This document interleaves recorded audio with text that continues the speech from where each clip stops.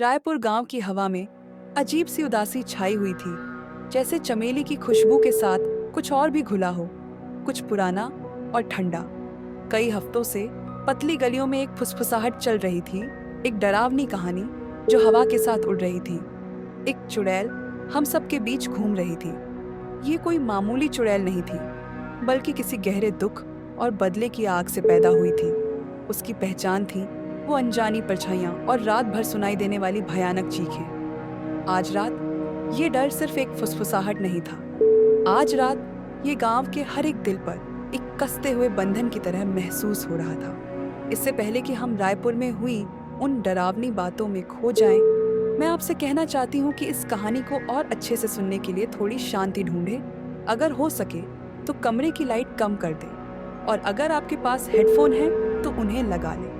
अपनी आंखें बंद कर लीजिए और मेरी आवाज़ और बातों से अपनी इमेजिनेशन में एक पूरी तस्वीर बनने दीजिए। खुद को रायपुर की उन अंधेरी गलियों और शांत घरों में महसूस कीजिए, जहां डर ने एक जहरीले फूल की तरह अपनी जड़ें जमा लीं और वो खिल उठा। ये सब धीरे धीरे शुरू हुआ था। कभी कोई बकरी गायब हो जाती तो कभी कोई अचानक बीमार पड़ जाता। शुरू में धान के खेतों और आम के पेड़ों के बीच बसे हमारे रायपुर गांव के लोगों ने इन सब बातों को किस्मत की खराबी या मौसम का बदलाव माना था। लेकिन फिर वो बुरे सपने आने लगे। एक औरत जिसके बाल बहुत लंबे और उलझे हुए थे, जिसकी आंखें जलते हुए कोयलों की तरह थीं और जिसके पैर उल्टे थे। ऐसे भयानक सपने जो हमारी आंखों के कोने में हमेशा बने रहते थे। गांव के सबसे बूढ़े आदमी शंकर दादा पहले थे जिन्होंने उस डरावने शब्द का नाम लिया, चुड़ैल। उन्होंने पुरानी कहानियों की बातें बताईं, उन औरतों की बातें बताईं जिनके साथ जिंदगी में बहुत बुरा हुआ और जो अब एक बुरी आत्मा बनकर बदला लेने आई हैं। उनकी बातें, जिन्हें पहले एक बूढ़े आदमी की बकवास समझकर छोड़ दिया गया था, हर डरावनी घटना के साथ सच लगने लगी। बच्चों की खेलने कूदने की आवाज अचानक बंद हो जाती और उसकी जगह एक अजीब सी शांति छा जाती। बिना किसी कारण के दिए टिमटिमाने लगते और फिर बुझ जाते, और हवा जो शांत रातों में भी चलती थी, एक दुख भरी आवाज लेकर आती जो हमारी रीढ़ की हड्डी तक ठंडी कर देती। रायपुर की हम औरतें जो अक्सर शाम को गांव के कुएं पर बैठकर अपनी बातें और हंसी शेयर करती थीं, अब दबी आवाजों में झुंड बनाकर चलती थीं। हमारी आंखें हर तरफ अंधेरे में डर से देखती रहती थीं। हमने छोटी छोटी ताबीजें पकड़ी हुई थीं और धीरे धीरे सुरक्षा के लिए मंत्र बोल रही थी। मर्द जिनके चेहरे उतरे हुए थे, रात में गांव की सीमाओं पर अपनी लाठियां पकड़े घूमते थे। उनकी आवाजें धीमी और चिंता से भरी होती थीं। एक जवान लड़की गौरी, जो अपनी प्यारी हंसी और मीठी आवाज के लिए जानी जाती थी, इस बढ़ते हुए डर का सेंटर बन गई। वो गांव के बाहर एक पुराने बरगद के पेड़ के पास बेहोश मिली थी, एक ऐसी जगह जिसे भूत प्रेतों का ठिकाना माना जाता था। जब वो उठी तो वो बहुत पीली और गुमसुम थी। उसे याद नहीं था कि क्या हुआ था। उसकी बांह पर एक अजीब सा निशान था, जैसे किसी ने मोटे तौर पर एक तारा बनाया हो। डर धीरे धीरे दहशत में बदल गया। गांव के पंडित जी ने खास पूजा और हवन की, लेकिन वो डरावना माहौल वैसा ही बना रहा। चुड़ैल की मौजूदगी एक असली चीज की तरह महसूस हो रही थी, जैसे कोई ठंडी सांस हमारी गर्दन के पीछे हो, और पतला बिखरे हुए लंबे बालों के साथ जो बिना हवा के भी हिल रहे थे, वो हमारे सबसे बुरे सपनों जैसा लग रहा था। उस साए ने एक भयानक हंसी हंसी, एक ऐसी आवाज जो हमारी रूह तक को चीर रही थी। फिर वो उतनी ही जल्दी गायब हो गया जितनी जल्दी वो आया था। अंधेरे में घुल गया, भगदड़ मच गई। कुछ लोग भाग जाना चाहते थे, अपने घर और अपनी जान छोड़कर। कुछ और जिन्होंने हिम्मत नहीं हारी थी, उन्होंने फैसला किया कि उन्हें इस डर का सामना करना होगा। उनमें गौरी का बचपन का दोस्त रोहन भी था। उसने उसकी आंखों में डर और उसके गांव पर आए दुख को देखा था, और वो इसे और सह नहीं सकता था।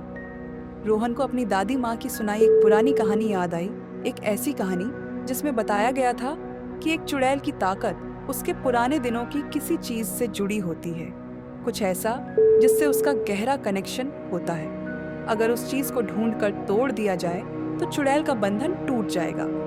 उसने कुछ हिम्मत वाले गांव वालों को इकट्ठा किया और हमारे टिमटिमाते हुए लालटेन की रोशनी में हमने ढूंढना शुरू कर दिया। हमने उन जगहों को छान मारा जहां चुड़ैल को देखा गया था। हमारी आंखें हर अजीब चीज को ध्यान से देख रही थी।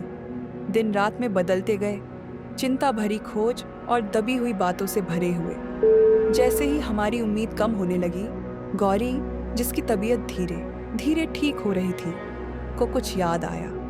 एक छोटी चांदी की पायल जिस पर फूल बने हुए थे, जो उसे बरगद के पेड़ के पास मिली थी जिस दिन वो बेहोश हो गई थी। उसने उसे रख लिया था, ये सोचकर कि ये सुंदर है, लेकिन अब उसे एक अजीब सा डर लगने लगा क्योंकि उसे इसके मिलने की अजीब बातें याद आ रही थी। रोहन और कुछ और लोग गौरी के घर गए। एक डीले तख्ते के नीचे छिपी हुई उसने पायल निकाली। वो छूने में अजीब सी ठंडी लग रही थी और जैसे ही हमने उसे पकड़ा, एक धीमी दुख भरी आवाज उससे निकलती हुई लग रही थी। रोहन समझ गया कि हमें वो मिल गया है जिसकी हम तलाश कर रहे थे। अपनी दादी माँ की कहानी के हिसाब से हम पायल को गांव के कुएं पर ले गए, जरेनिया, जिसे एक पवित्र जगह माना जाता था। कांपते हाथों से रोहन ने चांदी की उस पायल को गहरे पानी में डाल दिया। कुएं के पानी पर एक लहर फैली और हवा का एक झोंका गांव में बह गया। अपने साथ एक दिल दहलाने वाली चीख लेकर आया, जो धीरे धीरे शांत हो गई। वो डरावना माहौल जो हफ्तों से रायपुर पर छाया हुआ था, हटता हुआ लग रहा था। परछाइयां अब डरावनी नहीं लग रही थी और शांति अब डर से भरी नहीं थी। हम गांव वालों ने सांस रोके रखी, इंतजार करते रहे। जैसे ही सूरज निकलने लगा, खेतों पर सुनहरी रोशनी पड़ी। रायपुर पर शांति छा गई। डर चला गया था। चुड़ैल का आतंक खत्म हो गया था। रायपुर की चुड़ैल की ये कहानी डर की ताकत और हम गांव वालों की हिम्मत की एक डरावनी याद दिलाती है। अगर आपको ये कहानी सुनकर अच्छा लगा और आप ऐसी ही और रहस्यमयी और एक्साइटिंग कहानियां सुनना चाहते हैं, तो आपको ज़रूर हमारे टेलीग्राम चैनल से जुड़ना चाहिए।